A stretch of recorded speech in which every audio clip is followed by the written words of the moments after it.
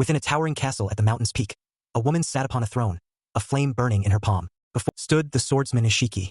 The instant she asked when the battle would begin, he lunged forward without pause and began slaughtering skeletons without mercy. He advanced toward her, releasing his maximum power while another man beside him, who was a fighter of warrior class called Kongu Shakera, hurled a mighty pillar straight at the woman. Yet the monster easily dispersed the pillar with just one hand. She forged a blazing fireball and declared the lesser species should be eradicated. But from behind the warriors, a girl summoned forth an icy barrier. This was the mage, a rather lovely one, named Saguri Aya. Then suddenly, emerging from a portal, came someone carrying potions to restore healing to them. This was the group's support fighter, Abe Teru. The party thanked him, and in that instant someone from behind called out to them. A white-haired boy swiftly voiced his gratitude for everyone's aid and proclaimed that now it was finally enough. The boss trembled with fear as he sprang forth to deliver a slash. This was the strongest of the heroes called Kira Haruhiro. And with that strike, an announcement echoed throughout the city. S-rank Guild Bayan had finally slain the infernal demon queen. Everyone celebrated, and it was revealed that 200 years before, portals had appeared and monsters started roaming the earth. Along with them, 7 demonic gods arose as well, and at last the first had been vanquished. The Bakuran Guild walked proudly through the city as the people rejoiced. Reporters rushed to congratulate them, and Kira explained this was accomplished to aid people across the world. Someone then asked their secret. How were they all such top-ranked elite S-rank warriors? Kira answered that they trained with discipline daily. The scene then shifted toward another place where one scoffed, saying the training story was nothing but a joke. Shakera agreed, admitting he was not wrong. Saguri remarked their work was demanding. Alaru claimed that it wasn't so terrible. At that moment Kira appeared, and said that although it was not exactly hard, it was never particularly pleasant either. Then the sight shifted. 2 siblings lay in chains. The boy was named Kiryo Makoto Shin, and the girl was Kiryo Manori Shin. Makoto called Kira a monster. To this, he replied, "It isn't exactly like that. Come on." Thanks to him, Kira had grown stronger, and for that he felt deeply grateful. In the very next moment, he struck off the boy's head. Wait, what? The child died. Miku explained that in this world, cutting down plants, animals, or even people did not provide experience. To truly level up, one needed to slay creatures. Yet there existed one small exception: undead beings. His head then restored itself just as Kira gained another level. He said it was always pleasant coming here daily, killing him endlessly and repeatedly, gaining experience. There's nothing simpler in this world, he declared. With hollow eyes, the siblings glared at them, and then Shakera began beating them mercilessly. At the same moment, Saguri cast fire magic at the girl, burning her to ash. She burned until nothing remained but a fragile skeleton. Turva came carrying a potion and forced her to drink it, and naturally Sia was there slashing at her as well. Countless level-up messages kept appearing. After a long while, they were exhausted, and Kira remarked it had been an excellent training session. Shakera wanted more, but the others were already drained and preferred to head out for a drink. At that moment, Seiya noticed Turu staring at something on his laptop and asked what was wrong. Turvu replied he was having trouble understanding the details about his poisons. His friend advised him to forget it and enjoy some girls in the city. Yet suddenly, Turu seized Manori and declared that she was already enough. The issue was he had already tried everything with her, so the enjoyment was gone. Kira, lost in thought, studied her and suddenly seemed to form an idea. He approached Turu and said there remained something still undone. Turu asked what, and Kira replied, "Pregnancy. Guys, we really don't need to watch what's coming, do we? You already know clearly." Desperate protagonist tried to intervene, but a spear of radiant light nailed him into the ground. Kira laughed. He told him that if he wished to blame someone, he should blame himself for being cursed with that immortal body. Later they left, discussing today's dungeon interview. Just look at our hero pinned to the ground, bound by those spears. And now, you'll tell me you don't want this bastard to get revenge and slay all those villains. The poor boy was left lying there blind until Minori stepped close and pulled the sword away from his small neck. And if she took the sword in hand she used upon herself, she wanted to forget all that had happened and erase every memory from her now. Her body. Sometime later, she was resurrected. Makov could not act as the Holy Spirit blocked his regeneration. Regeneration. The only problem was that with or without regeneration, the pain simply remained. Yet at that moment still, his body shut down, he would return to life. He could neither faint nor die, and the pain indeed never ceased. That was why they always left those holy spears on him. Minori apologized while cutting him, trying to remove all the spears. He then asked her to aim at his heart so he would rise with all limb whole. But this time something seemed different. Different occurred. The instant she struck his heart, she leveled up. Their faces shifted. They had no explanation why this had happened. In that split second, before Makoto could speak, she had already worked it out and asked if he was thinking the same as she was. Immediately, he grasped she wanted them both to use this to level up together. Makoto hesitated a heartbeat, but she told him that he would not be killing her. He would be killing all of them, through her, and together they would keep dying until the day they could take their revenge. He was stunned, thinking. For a moment, then recalled what had happened to her. He rose and declared they should begin immediately, and thus, they started leveling up, killing each other again and again and again and again and again. They vowed to keep taking one another's lives until the day their vengeance was fulfilled. Guys, now we finally know why he seeks revenge and how he intends to grow strong enough to achieve it. All that remains is to witness how the story unfolds. Makovo then spoke. About Abatro, the team's pack mule and support member. In theory, he seemed cowardly and quiet. However, anyone who encountered him closely always said the same thing. That boy was extremely strange. 3 years earlier, Teru was gazing at Goblin's organs, explaining how he could link the two. Then Kira entered the room and remarked that, as always, he was working with great diligence.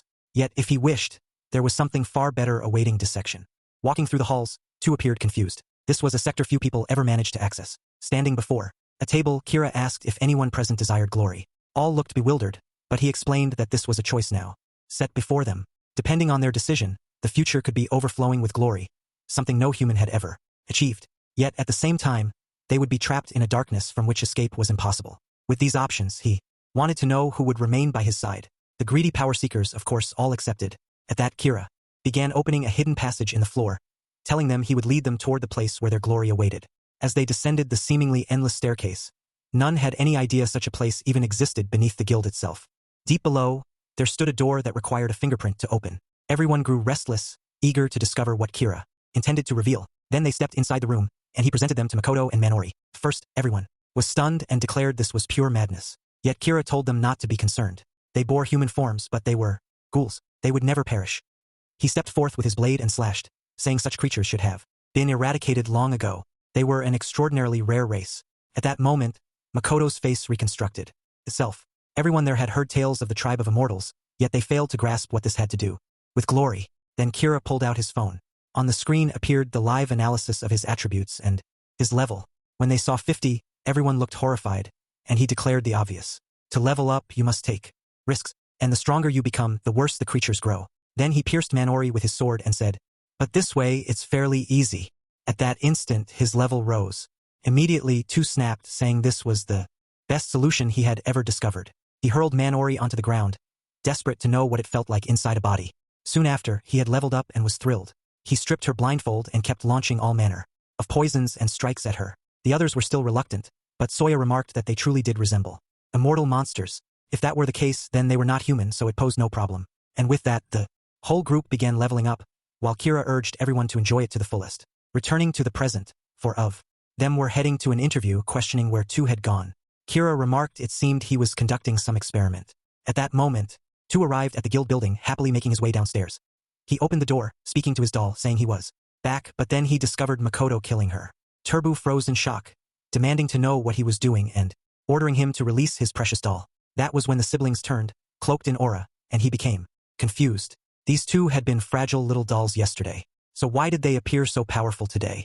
The truth was they had always maintained low levels. So whenever the others farmed, they spent hours killing only to gain a few levels. By contrast, since they had been killing one another, they leveled up together. Thus they gained experience far faster. Toru collapsed on the ground, desperately trying to understand who these monsters truly were. He dashed to the wall, searching for something, anything he could attempt. Then he warned them there was no chance in hell they would escape from here. He slammed the danger button. At once Makimura appeared, declaring that today they would learn never again to attempt escape. But Makoto simply replied, "It's time to begin our revenge." Makoto moved forward slowly. Manori seemed to shrink back, but he assured her not to fear. He would take care of it. Then Teru sneered, saying the two of them were nothing but food and experience, and that soon they would learn why escape was impossible here. But Makoto simply stared silently at the creature. That was when Toru remarked that in his next experiment, he wished to see what child would result from a human and chimera. Dear God, someone kill this guy already. Makoto told Manori not to heed him and swore he was going to slay that bastard. Toru then commanded the chimera to strike, and it lunged toward Makoto. With a single step back, Makoto evaded the opening blow, but the entire wall behind him was destroyed. The beast was far stronger and quicker than he expected. Suddenly, a hand thrust from nowhere, and he narrowly avoided a stab. Toru praised him yet demanded he stop running already. Makoto recognized what this was. It was a skill gained when leveling up. Each class possessed its own, and Teru's class was Helper, meaning he held countless abilities spanning Assassin, Tamer, Pharmacist, and even this portal technique. Though the class name lacked menace, he possessed countless skills and had even slain the Demon Queen. Makov kept dodging while Teru struck using a portal. Then, the chimera suddenly lunged from the side and delivered a direct blow to his arm. At the same time, it seized his legs and lifted him, then slash. His arm and leg were severed and he was hurled against the wall. The only relief was that he was immortal, so indeed he'd return. Toru laughed and ordered him to hurry back to the cell since that was all he was useful for, helping them level up. In the background, Minori remained stunned, but naturally, within the smoke, Makoto reappeared, regenerating. The fool commanded the chimera to take things more seriously to finish the task. He gave the order to feast, and then the chimera sank its jaws deep into Makoto. All right then, it's time to start throwing some punches. The fool rejoiced, claiming he was tasting true power until suddenly the chimera froze. It began vomiting and collapsed on its side. Tu had no idea what had just occurred, but Makoto explained he had been instinctively dodging it. But now there was no need. He regenerated once more, and at that instant, the fool lunged at him, demanding how he dared to slay the chimera like that. But the protagonist merely warned him to be cautious, for at this rate he too would perish. That was when Toru noticed his hand beginning to melt. In an instant he collapsed to the ground. He couldn't fathom how Makoto, who had no profession, had managed to unlock a new ability. That should have been possible only if someone underwent training. Then the protagonist revealed, every time he was poisoned, it became perfect training. And with that, he splattered blood across Teru's face, declaring he was returning the poison. At that moment he kicked him, launching the fool backward against the wall. Before he could even speak, Makoto was already advancing, saying, "If it had been only me, fine, but you touched my sister." Then came a blow to the gut, smashing him hard into the ground. The fool couldn't even call for aid, but Makoto triggered his regeneration ability. As soon as Toru rose in confusion, he demanded why. Makoto simply answered it was obvious. That alone was nowhere near enough to quell the fury he carried. Today, two would endure the pain they felt. When their organs were ripped apart, Makoto would ensure he fully grasped the meaning of karma. Night fell and the others of Byakuran were returning to the guild after finishing their interviews. Saya rushed ahead, uneasy about how long Toru had been gone. But upon reaching the top floor, he froze in shock at the sight. The chimera was lying dead on the ground. He dashed to the door to see what was happening. Inside, he discovered Teru's body completely dissolved and hanging in fragments. Now we are introduced to Kongu Shakera. Alright everyone, here is the next target. The S-rank martial artist and strongest fighter of Bakuran. To his friends, he was known as a man with a steadfast heart, one who would risk his life for his companions. Yet those who hunted with him knew the truth. He possessed a cruel spirit. Some men nearby remarked they wished they could be as strong as Kongu one day. One of them almost said it was too difficult, but Kongu placed a hand on his shoulder and agreed. He explained the body he now had was something he had forged through effort. He urged them to keep striving, adding that he too would continue giving his best. Then, he bid them farewell, saying he was returning to training. Everyone felt inspired, praising him as incredible, declaring he had already surpassed level 300. But of course, that was not the truth. In one sense, you could say he worked hard, since he did spend the most time inside the cell. He had even hired a woman to stomp on his head simply because he was too lazy. All day long, just farming. After all, no method could be easier than this. Leveling up with helpless creatures was perfect. The only problem was that leveling became harder, and he was growing bored. And whenever that occurred, he enjoyed hearing the screams. With that, he struck Makoto's ribs, boasting he had broken about 200 bones. Today, another point of experience gained. And as soon as Minori regenerated, it became her turn. He sliced her with his legs, declaring they would amuse him for a long while. Returning to the present, he was bench pressing when suddenly Saya rushed into the chamber. He summoned the group, saying he had found Makoto's melted body. When Kira arrived, he demanded to know where the siblings were. Sai replied he had no idea. When he entered, Toru was dead and the siblings were gone. Shakera began shouting, calling for Taro. Then he rushed to the laptop and saw that a video was open. It showed Makoto relentlessly striking Teru's stomach again and again. Then Shakera pounded the ground in fury, screaming that they had tortured him in a vile way. And in that instant, Kira unsheathed his blade. Before anyone could even react, he executed Toru. His head tumbled to the ground. Shakera demanded to know what the hell he was doing. But Kira calmly explained. Toru was beyond saving. In his state, even had he survived, he would have only suffered. Saya agreed, saying his life would not have lasted much longer either way. And Sijiri added she was certain no healing magic could have rescued someone in such a condition. Now the muscle-bound fool struck the ground in fury, swearing, "Vengeance! But listen well, idiot. You were the one who began this disaster, so your turn will come soon enough." Then from nowhere a voice resounded. Or perhaps Kira declared it useless. Sia thought it was Kira, and turned toward him, yet it seemed everyone was bewildered, unsure where the voice had arisen. Kira then turned to depart, saying they must inform the world that the hero who had saved them was dead. Staggery asked about a funeral, but Kira dismissed it, saying, "No, we'll make it a live broadcast." Meanwhile, the siblings were racing through the forest. Ever since abandoning Toru, They had been running without pause, and now Manori was already exhausted. They chose to pause for a moment to rest, speaking of how they had finally escaped. They had managed to leave behind the hell where they had been trapped. Manori wept while Makoto comforted her, vowing this time he would shield her. Sometime later, she had fallen asleep upon his lap. Sadly, like her, he was also weary. The problem was he did not know when those pursuers would come for them, so he had to remain alert. But drowsiness overcame him, and he nearly drifted off until sensing another presence.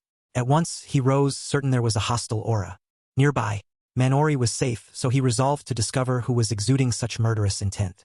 He saw a cabin with a lamp burning, and it seemed the aura originated from there. Yet the instant he stopped to observe, a figure, like a cheap imitation of Frisia, appeared and struck at him. Makoto barely dodged aside, but he was already hemmed in by a group of adventurers. He shifted around, wondering who the hell these men were.